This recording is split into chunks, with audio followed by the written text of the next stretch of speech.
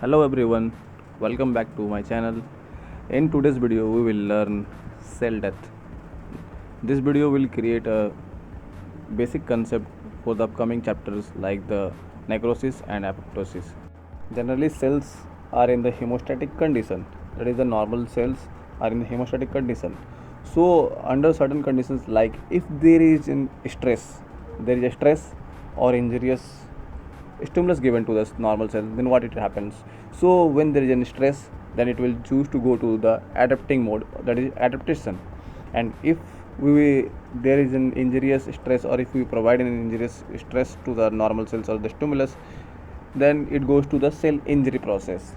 And what if the adaptation process remains for the longer time, that is it is unable to adapt, or it is unable to go back to the normal states, then it will go to the process cell injury, because it is happened to for a longer time and the cell is unable to go to the normal cell, then it will remain for the longer time, so it is going to a cell injury. And now this cell injury can develop into two states: either it can be reversible injury or irreversible injury.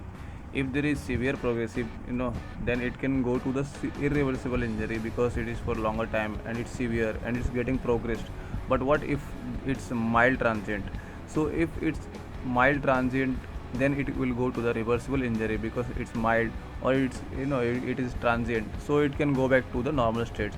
So reversible cell injury can go back to the normal states, they can become normal cells again by this process. Now the second part: if the cell injury is irreversible due to like severe progression, or like it's progressive in nature, then what happens to with the cell?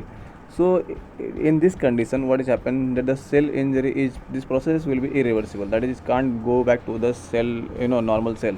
Then it will ultimately go to the dying state, that is cell death. And the cell death, the irreversible process goes through two process mainly, like the necrosis and apoptosis. Apoptosis, we know, that is its programmed cell death, and necrosis is the natural.